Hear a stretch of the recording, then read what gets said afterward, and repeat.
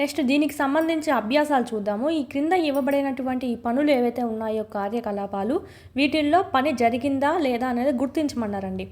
ఏవి పని జరిగినట్టు, ఏవి పని జరగనట్టు. అంటే మనకి ఇక్కడ డైలీ యూస్ పరంగా కాదండి, శాస్త్రీయ పరంగా మనం ఇక్కడ పని జరిగింది అని చెప్పి చూసుకోవాలన్నమాట.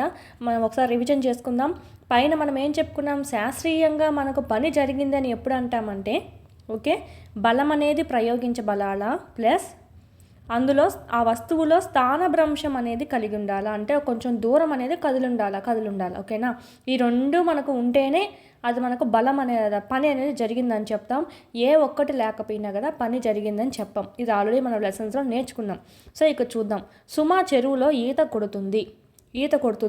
ఆ అమ్మాయి చేతులు ఆడిస్తుంది, కాలు ఆడిస్తుంది. తద్వారా ఏమవుతుంది, నీళ్ళల్లో ఇంకొక ప్లేస్ నుంచి ఇంకో ప్లేస్కి కదులుతుంది కదా. ఈత కొట్టిందంటే అక్కడే ఉంటుందా, కాదు కదా, కదులుతుంది. సో ఇది మనకు పని జరిగిందని చెప్పచ్చు. కదలిక ఉంది అంటే డిస్ప్లేస్మెంట్ ఉంది, మరియు బలం కూడా ప్రయోగించింది ఆ అమ్మాయి. ఒక గాడిద తన వీపుపై బరువును మోస్తుంది. ఇక్కడ మనకు చూసినట్టయితే అంటే మనకు వితౌట్ మూవింగ్ అయితే, అంటే ఏమీ కదలకుండా గొమ్మగా అలాగే మోస్తూ ఉందంటే గన స్థానభ్రంశం ఏం చెందల, బలం ప్రయోగించింది కానీ స్థానభ్రంశం ఏం చెందల. సో దట్స్ వై ఇక్కడ మనకు వితౌట్ మూవింగ్ అయితే గన, కదలకుండా ఉంటే గన పని జరగలేదు అని చెప్తాం. కదులుతూ ఉంటే గన, బరువు మోస్తూ వెళ్తూ ఉంది ముందుకు అని అంటే గన అప్పుడు పని జరిగిందని చెప్తాం. ఓకేనా, గాలి మర ఒక బావి నుంచి నీటిని తోడడము. సో ఇక్కడ కూడా మనకి బలం ప్రయోగించబడింది, మరియు కొంచెం దూరం అనేది మనకు ఆ నీటిని తోడుతుంది కదా, ఆ నీళ్ళు అక్కడి నుంచి అంతవరకు ప్లేస్ మారింది కదా. సో అది కూడా మనకు స్థానభ్రంశం చెందిందని చెప్పుకుంటాం. సో బలం పని అనేది జరిగింది. ఒక ఆకుపచ్చని మొక్క కిరణజన్య సంయోగ క్రియ అనేది జరుపుతుంది. సో ఇక్కడ ఎలాంటి మనకు ఉండదన్నమాట స్థానభ్రంశము ఇలాంటివి. ఒక ఇంజన్ రైలును లాగుతుంది. ఇంజన్ ఏం చేస్తుంది, బలమంతా ప్రయోగించి రైలును లాగుతుంది, అంటే రైలులో స్థానభ్రంశం అనేది చెందిస్తుంది. సో ఇక్కడ పని జరిగింది. ఇక్కడ మనం చూసుకుంటే పని ఇక్కడ జరిగింది. ఇక్కడైతే కదలిక ఉంటే పని జరిగినట్టు, ముందుకు నడుస్తూ ఉంటే లేదు, ముందు కదలకుండా అలాగే అక్కడే నిలబడి ఉంటే కనుక పని జరగలేదు. ఇక్కడ మనకు పని జరిగింది, పని జరగలేదు. ఇక్కడైతే పని జరిగింది. ఓకే, ఇది నెక్స్ట్ ఇంకా రెండు ఇచ్చారు చూద్దాం. ఎండలో ఆహార ధాన్యాలు ఎండుతూ ఉన్నాయంట. సో ఇక్కడ ఏమన్నా ఉందా, మనకు స్థానభ్రంశం ఏం చెందల, సో పని జరగల. పవన శక్తి కారణంగా తెరచాప పడవ కదులుతుంది. ఇక్కడ ఇచ్చారు కదులుతుందంట, బలం అనేది కూడా ప్రయోగించారు. సో రెండు ఉన్నాయి కాబట్టి ఇక్కడ మనకి ఇక్కడ చూసుకుంటే బలం పని అనేది జరిగింది, వర్క్ అనేది జరిగింది. ఓకేనా, ఇక్కడ మనం లెసన్స్ కూడా వరుసగా చెప్పుకున్నామండి. సో అందుకే లింకప్ ఉంటుంది, వరుసగా చదవండి. నెక్స్ట్ సెకండ్ క్వశ్చన్ చూద్దాం. భూమికి నిర్దిష్ట కోణంలో ఒక వస్తువుని విసిరినప్పుడు వక్రరేఖ మార్గంలో చెల్లించి తిరిగి భూమిని చేరుతుంది. భూమికి నిర్దిష్ట కోణంలో, ఇక్కడ మనకు భూమి ఉంటే గన, ఓకే, మనం భూమి నిలబడుకొని ఉన్నాం అనుకోండి. ఇక్కడ నుంచి నువ్వు ఒక వస్తువు అనేది విసిరావు, అది వక్ర మార్గంలో వెళ్ళేసి మళ్ళా అక్కడికే చేరుకుందంట. అప్పుడు ఆ వస్తువు యొక్క మార్గంలో తుది బిందువులు ఒకే క్షితిజపై ఉంటాయి. వస్తువుపై గురుత్వాకర్షణ బలం చేసిన పని ఎంత? తుది బిందువులు ఒకే క్షితిజ రేఖపై ఉన్నాయంట. ఓకేనా, తొలిది అదే, తుదిది అదే అనమాట. సో మనకు డిస్ప్లేస్మెంట్ ఏమన్నా ఉందా అంటే జీరో అండి. డిస్ప్లేస్మెంట్ అనేది చూసుకుంటే ఇక్కడ జీరో అనమాట. ఇంకొకటి చూసుకుంటే మనకు గురుత్వాకర్షణ బలం అనేది ఇట్లా పనిచేస్తుంది. గురుత్వాకర్షణ బలం వస్తువు ఇలా ఉంటే వస్తువుని కిందికి లాగడానికి ట్రై చేస్తుంది. ఈ గురుత్వాకర్షణ బలం అనేది భూమి యొక్క గురుత్వాకర్షణ బలం. సో ఇదైతే మనకు గురుత్వాకర్షణ బలం. ఇక్కడ ఏమన్నారు, ఈ వస్తువు అనేది వక్రరేఖ మార్గంలో క్షితిజ రేఖ పైన వెళ్తుందంట, అంటే మనకి ఇక్కడ హారిజెంటల్గా వెళ్తుంది. ఈ రెండు ఎలా ఉన్నాయి, ఇదేమో మనకు స్థానభ్రంశం ప్రయాణం ఎలా ఉందంటే ఇలా మనకు హారిజెంటల్గా ఉంది, గురుత్వాకర్షణ బలం ఏమో ఇలా ఉంది, పర్పెండికులర్గా ఉంది చూడండి, పర్పెండికులర్గా పనిచేస్తుంది. సో ఇలాగ పర్పెండికులర్గా పనిచేసినప్పుడు మనకి ఇక్కడ జీరో అని చెప్పచ్చు, అంటే గురుత్వాకర్షణ బలం ఏమీ ఉండదన్నమాట. ఇలా వెళ్ళేదానికి గురుత్వాకర్షణ బలం ఎందుకు పనిచేస్తుంది, పనిచేయదు.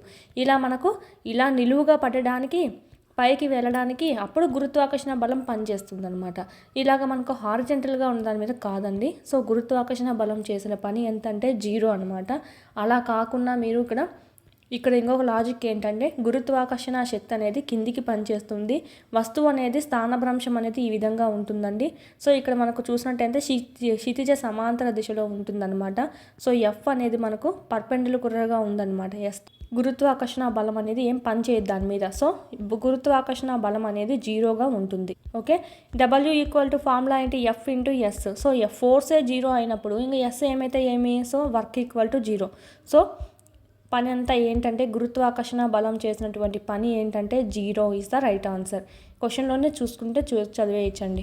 బ్యాటరీ బల్బును వెలిగిస్తుంది, ఈ ప్రక్రియలో జరిగే శక్తి మార్పులు ఏంటి? బ్యాటరీ బల్బును వెలిగిస్తుందండి అంటే రసాయన శక్తి అనేది, కెమికల్ ఎనర్జీ అనేది విద్యుత్ శక్తిగా మారుతుంది.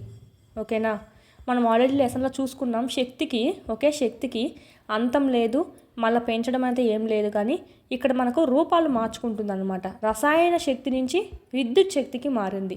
శక్తి రూపం అనేది రూపాంతరం చెందుతుంది, కానీ శక్తి నాశనం అవ్వదు, కొత్తగా ఏదైనా వచ్చి జాయిన్ అవ్వదు. ఓకేనా, ఇది మనకు ఈ బ్యాటరీలో ఏమవుతుందంటే బ్యాటరీలో ఉన్నటువంటి రసాయన శక్తిని యూజ్ చేసుకుని విద్యుత్ శక్తి రిలీజ్ అయ్యి బల్బు వెగులుతుంది. ఇది మనకు దీంట్లో జరిగేటువంటి శక్తి మార్పు. నిర్దిష్ట బలం ఒక 20 కేజీల ద్రవ్యరాశి అంటే మనకి ఇక్కడ ఎం మాస్ అనుకుంటాం. ద్రవ్యరాశిపై పనిచేసే దాని వేగాన్ని 5 మీటర్స్ నుంచి 2 మీటర్స్కి మార్చిందంట. ఇక్కడ రెండు ఉన్నాయంటే కన్నా మనకి ఇక్కడ నుంచి ఇక్కడికి మార్చారు అని అంటే ఈ తొలి వేగం, ఈ తుది వేగము. బలం చేసిన పనిని లెక్కించండి. ఇక్కడ బలం చేసిన పని ఏముంది అంటే పని అంటే work equal to F into S. మనకి ఇక్కడ బలం ఈక్వల్ టు తెలుసు కదా, mass into g, gravity into S direct ఇవ్వలేదు మనకు, యువి ఇచ్చారండి. సో మనకు అకార్డింగ్ టు చలన నియమాలు చూసుకున్నాం కదా, v equal to u plus a t. ఇంకొక నియమం ఏంటి, 2as equal to v square minus you square. ఇక్కడ మనకు చూసినట్టయితే ఎస్ ఇక్కడ ఉంది. ఓకేనా, సో దీంతో పని లేదు మనకు, ఇది తీసుకుందాం. మనకు కావాల్సింది ఎస్ వాల్యూ కాబట్టి S equal to v square minus you square by 2a అంటే యాక్సలరేషన్ అండి. ఇక్కడ మనకు గ్రావిటీ కూడా తీసుకోవాలి, ఎందుకంటే భూమి యొక్క గురుత్వాకర్షణ పనిచేస్తుంది కాబట్టి గురుత్వ త్వరణం అనేది తీసుకుంటాం. అందుకే ఇక్కడ కూడా ఎఫ్ ఈక్వల్ టు ఎంజీ తీసుకున్నాం, ఎంఏ తీసుకోకుండా. సో ఇక్కడ కూడా మనకు 2g తీసుకుంటాము. సో ఎస్ ఈక్వల్ టు ఏమవుతున్నప్పుడు MG into V square minus you square by 2g. ఈ జీజీ క్యాన్సిల్ అయిపోతుంది. వి స్క్వేర్ అంటే 2 స్క్వేర్ మైనస్ 5 స్క్వేర్ అనమాట. తొలి వేగం తుది వేగము. సో ఇక్కడ మనకు చూసుకున్నట్టయితే ఎం ఎంత ఇచ్చాడు, 20 ఇంటూ వి స్క్వేర్ అంటే 4 మైనస్ 25 బై ఇక్కడ మనకు ఉంది కదా 2a ఉంది, 2a అనేది క్యాన్సిల్ అయిపోయింది. సో 2తో 2 1s 2 10s, so 10 into minus 21. So minus 210 is the right answer. ఈడ మనకు పని కాబట్టి సో వర్క్ను మనం జౌల్స్లోనే మనం ఇక్కడ తెలుపుతామన్నమాట. వీటికి సంబంధించినటువంటి ఫుల్ క్లాసెస్ అన్నీ మీకు యాప్లో అందుబాటులో ఉన్నాయి. 3rd నుంచి 10th వరకు లెసన్ వైజ్ వీడియోస్ ప్లస్ పీడిఎఫ్స్తో సహా మీకు 500 రూపీస్కే మీరు ఇక్కడ పర్చేస్ అనేది చేసుకోవచ్చు. 3, 4, 5 ఈబీఎస్ అంతా మనకు యూట్యూబ్లో ఉండేది ఓల్డ్ కాబట్టి ఓల్డ్ డిస్ట్రిక్ట్స్ ప్రకారం ఉంది. సో ఇక్కడ మనకు న్యూ సిలబస్ న్యూ డిస్ట్రిక్ట్స్ ప్రకారం మీకు ఇక్కడ అప్డేట్ చేయడం జరిగింది. అదేవిధంగా 7th తెలుగు సంబంధించి మొత్తం కంప్లీట్ అయింది. 8th సంబంధించి కూడా మీకు యాప్లో అందుబాటులో ఉంది. 8th జాగ్రఫీ సంబంధించి, అదేవిధంగా మ్యాథమెటిక్స్ సంబంధించి అయితే మోస్ట్ ఇంపార్టెంట్. 9th మ్యాథ్స్కి సంబంధించి కూడా మీకు ఇక్కడ ఆల్ క్లాసెస్ అన్నీ సెమ్ 1 సెమ్ 2 కూడా మీకు అప్లోడ్ చేయడం అనేది జరిగింది. ఈ విధంగా 3rd నుంచి 10th వరకు 3rd to 8th మొత్తం ఉంటాయి. 9th 10th లింక్డ్ టాపిక్స్ అనేటివి మీకు అప్లోడ్ చేయడం జరిగింది. చూడండి, చాలా యూస్ఫుల్ అవుతుంది. పీడిఎఫ్స్ అనేటివి కూడా ఇక్కడ మీరు డౌన్లోడ్ చేసుకోవచ్చు. కంటెంట్ పీడిఎఫ్స్ మీరు మళ్ళీ టెక్స్ట్ బుక్ చదవాల్సిన అవసరం లేకుండా ఇక్కడే మీకు పీడిఎఫ్స్ కూడా డౌన్లోడ్ చేసుకుంటే మళ్ళీ టెక్స్ట్ బుక్ చదవాల్సిన అవసరం లేకుండా ఆడే మీకు క్విక్ రివిజన్ అనేది అయిపోతుంది. ఈ మీరు జిరాక్స్ కూడా చేసుకోవచ్చు. మీరు ఇక్కడ వీడియోస్ అనేటివి డైలీ వింటూ ఉండండి. క్లాస్ వైజ్ లెసన్ వైజ్ ఉన్నాయి. అదేవిధంగా class wise lesson wise exams కూడా ఉన్నాయన్నమాట. ఆల్ సబ్జెక్ట్స్ సంబంధించి ఇక్కడ కూడా మీకు క్లాస్ వైజ్ లెసన్ వైజ్ ఉంటాయి. సో వీడియోస్ వినడము, వీడికొచ్చి ఎగ్జామ్స్ రాసుకోవడం కానీ చేసినట్టయితే ఈజీగా మీరు స్కోర్ అనేది 120 పైన అనేది చెయ్యొచ్చు. 3rd to 8th సంబంధించి లెసన్ వైజ్ ఉంటాయి. 9th 10th ఓకే, సైకాలజీ, విద్యా దృక్పథాలు, మెథడాలజీ, జీకే, కరెంట్ అఫైర్స్, ఈ విధంగా ఆల్ సబ్జెక్ట్స్ అనేటివి లెసన్ వైజ్ టెస్టులు కూడా మీకు అందుబాటులో ఉన్నాయి 499 కోర్స్లో. నెక్స్ట్ సైకాలజీ సంబంధించి అకాడమీ టెక్స్ట్ బుక్ సంబంధించి ఒక వీడియోస్ ప్లస్ పీడిఎఫ్స్, టెస్ట్లు, మరియు బిట్స్ యొక్క ఎక్స్ప్లెనేషన్ అంతా మీకు ఇక్కడ వీడియోస్ రూపంలో మీకు అంతా ఇక్కడ అవైలబిలిటీలో ఉంది. పీడిఎఫ్ కూడా మీరు డౌన్లోడ్ చేసుకొని జిరాక్స్ చేసుకోవచ్చు. బుక్ దొరకపోయినా పర్లేదు, ఈ పీడిఎఫ్ అనేది మీకు డౌన్లోడ్ చేసుకొని జిరాక్స్ చేయించుకుని అది చదువుకున్నా కూడా మీకు సరిపోతుందండి. Same book. దీని నుంచే మనకు టెట్లో సంబంధించి అయితే 25+ బిట్స్ అనేటివి వచ్చాయన్నమాట అవుట్ ఆఫ్ 30 ఎవ్రీ సెషన్లో. సో సైకాలజీ సంబంధించి మాత్రం ఈ బుక్ను మాత్రం మిస్ చేయొద్దండి. కేవలం 99 రూపీస్కే ఉంది. ఎస్ఎస్ ప్రొడక్షన్స్ కాంపిటేటివ్ హబ్ అని ప్లేస్టోర్ నుంచి డౌన్లోడ్ చేసుకోండి యాప్ అనేది.